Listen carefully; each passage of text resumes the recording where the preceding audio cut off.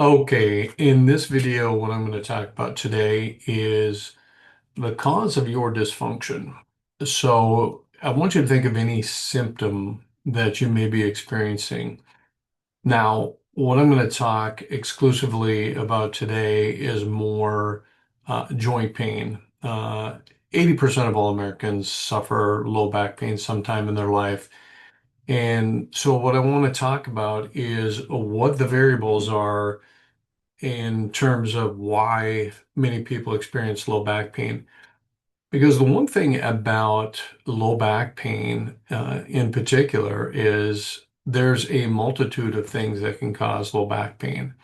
And so when we think about massage therapy, fabulous, chiropractic, fabulous, acupuncture, fabulous, all of these things are great for low back pain for some people.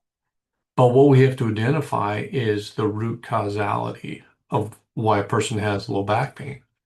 So, for instance, you could actually have kidney stress, and because you don't have the same pain receptors in internal glands or organs that you do, for instance, with the musculature, what it's going to do is it's going to reflex to the low back area. And so sometimes someone could actually have low back pain and it's actually stemming from their kidneys. So what I'm going to do is I'm going to bring in kind of our chart to go through and look at some of the variables that could potentially lead to low back issues. So I'll bring this screen share in just so you can see.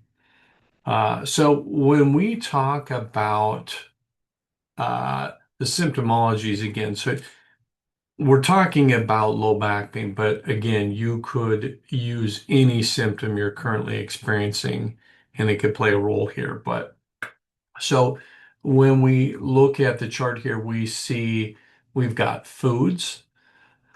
So food can be like medicine to one person, and that same food can be like poison to another. So we've got our genetics, so there's genetic variances there.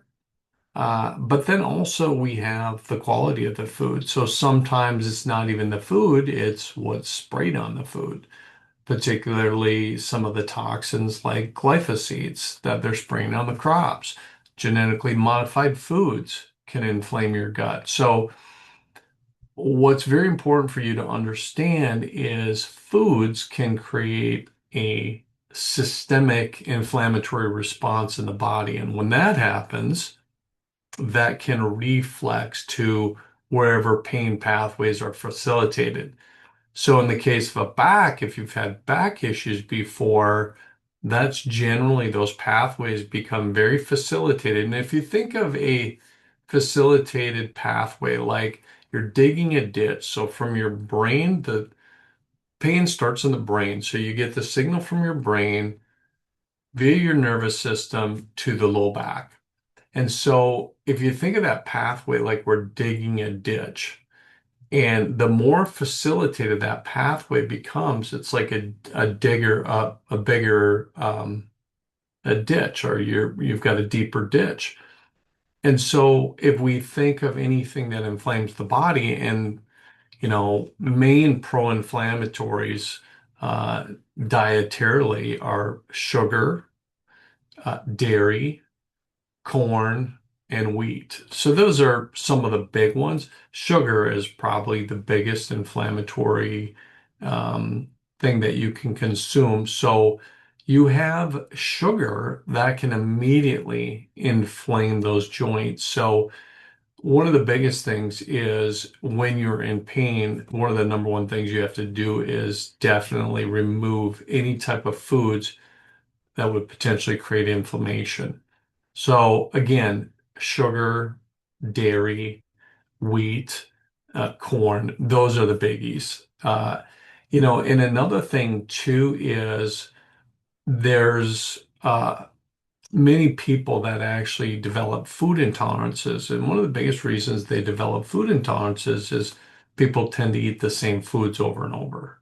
So many times that can create food sensitivities or food intolerances. And so we really have to take a look at what you're consuming on a regular basis in terms of your food. But the biggest thing is we have to remove those inflammatory foods.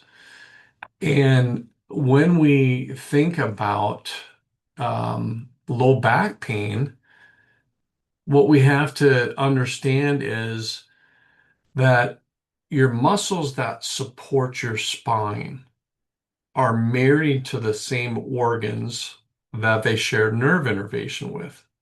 And all that means is they are connected. So if we think about our ascending colon, transverse colon, descending colon, if we've got irritable bowel, constipation, we've got irritation with our small intestine, what can happen is that inflammation will actually reflex to the muscle, and it's like a kinked hose.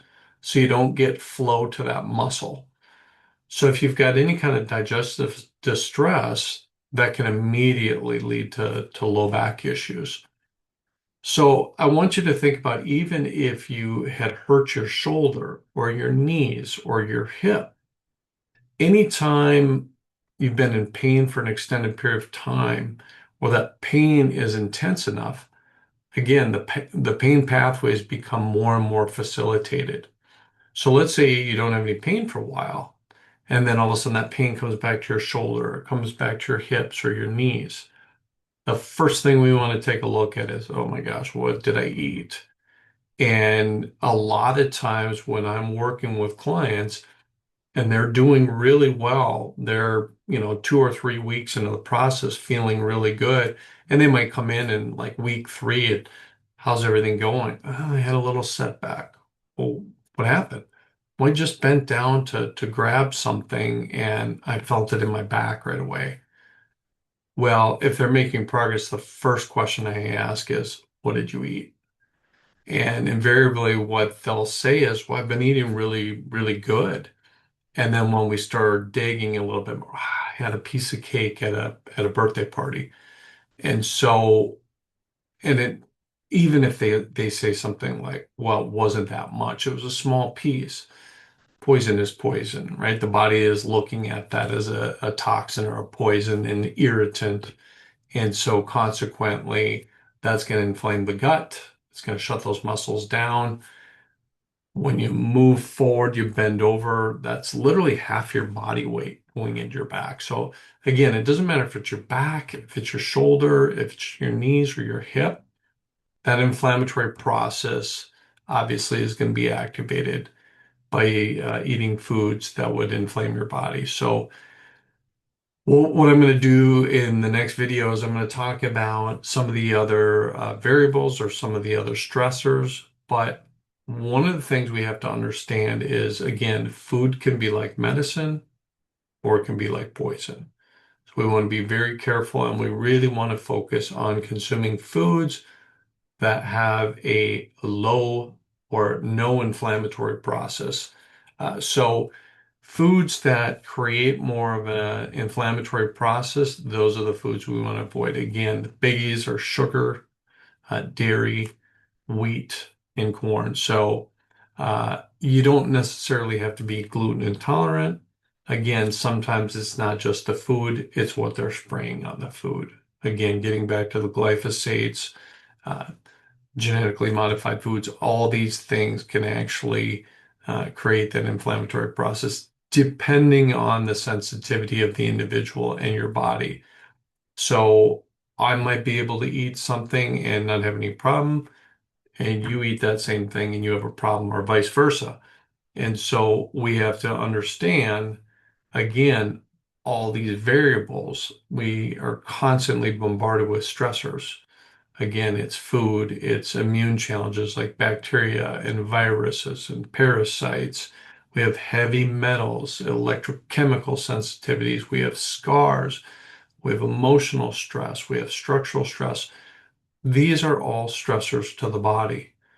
So what we have to do is we have to realize that one stressor in and by itself, the body's designed to handle that, maybe even two, but eventually what happens is when your cup starts getting full and then starts running over, your body does not have the capacity to deal with that additional stress load then. So I will go through the other variables in the next couple of videos, and you can start kind of understanding that there's many different things that can cause the root causality of whatever symptom you're experiencing. So sometimes we can't always judge a book by its cover. We have to dig a little deeper, and really that's what we want to focus in on whatever symptom you're dealing with is getting to the root cause. So that is it for today. Until I see you in the next video, go out and make it a great day. You certainly do deserve it. Bye for now.